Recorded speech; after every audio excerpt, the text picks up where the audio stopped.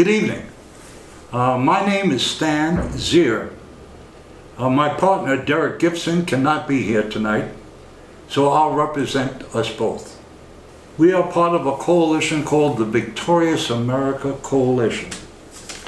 Our intentions are very simple. About 2 weeks ago, it came across the news that the NAACP gave a directive to black people, people of color, not to go to Florida, that it was dangerous.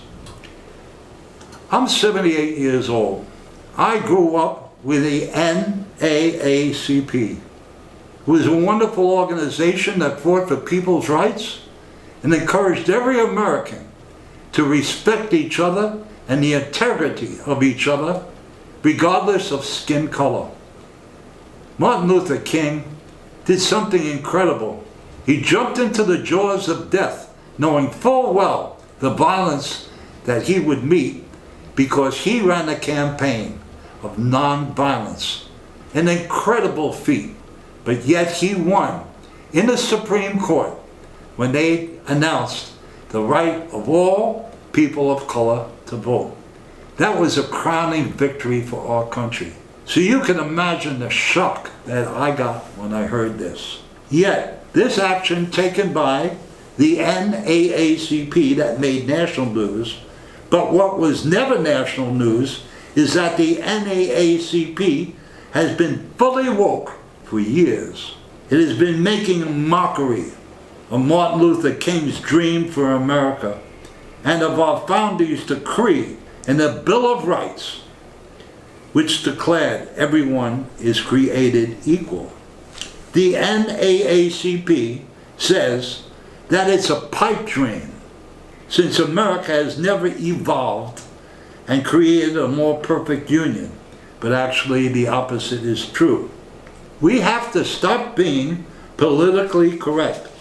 The race or color of any group does not matter when you are in a fight for the survival against those from within who wish to destroy our country and the vision Martin Luther King and our founders had for America. They have declared the American dream is delusional.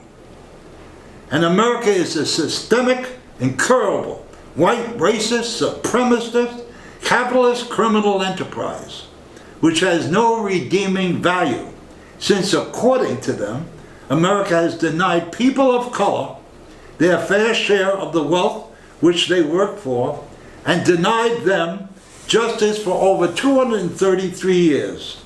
Now the NAACP has joined the countercultural crowd, claiming that it is facing an imminent threat from Trump's MAGA terrorist Republicans, who Biden claims are a threat to a free republic and the survival of all free people in the world. Therefore, America must be dismantled and built back better. Sound familiar? But not the way you thought it was, by putting all Americans' wealth into the creation of a new, fair, and equitable, full-blown communist entitlement government, which will redistribute all of America's wealth to its victims of American colonialism. This modus operandi, their MO, is that of every communist revolutionary who has come to power and denied people their God-given rights. These counter-revolutionaries, like Sharpton, Obama, Biden, are now the NAACP. These counter-revolutionaries, like Sharpton, Obama, Biden, and now the NAACP, are using the race card to turn America into a fully blown communist state. We are already fully woke and almost totally broke, and you want to still be politically correct? Only this is politically correct. All faces, one race, standing against tyranny to achieve the American dream.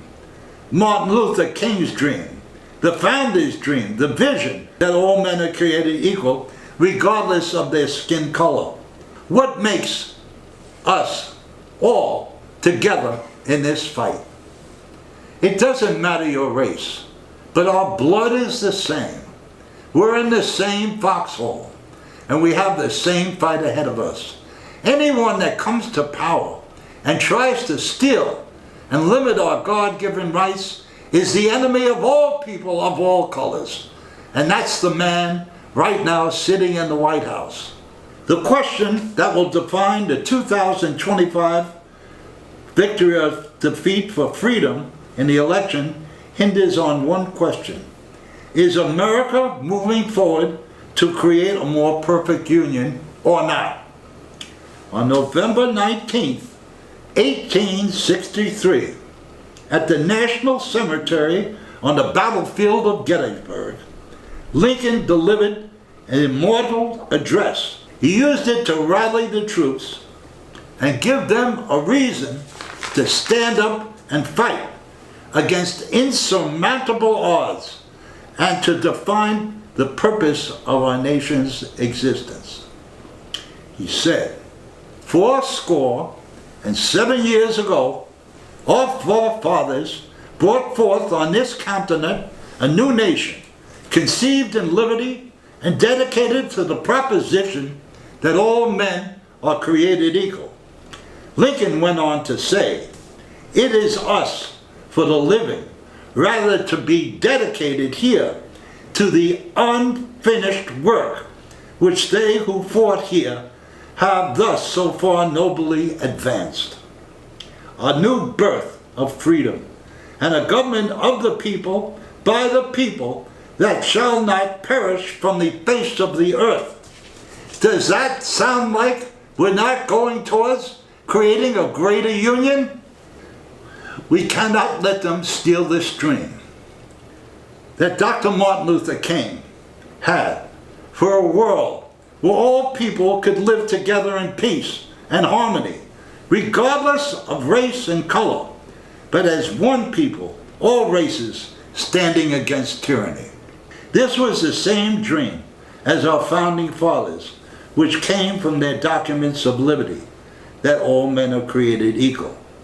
Look at how many untold millions of people died to reach this dream that Martin Luther King had for our country. All the blood and sacrifices of these heroic souls who died to make this dream a reality, we must now carry with us, so they did not die in vain. We speak for them. Are you saying to me that all these people, these millions and millions of people who fought for these dreams, are racist? Do not slander our country and the millions that gave our blood to make this dream come true, not only for us, but for the rest of the world.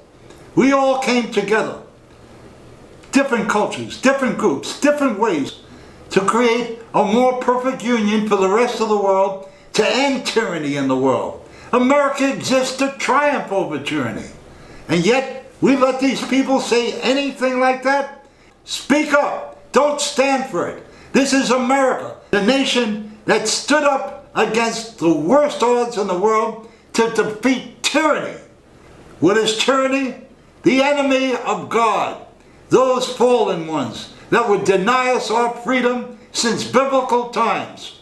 And here we are. We fought against them in World War II, in World War I, here at home, Civil War. How dare you insult them? We carry their blood, and we will speak for them.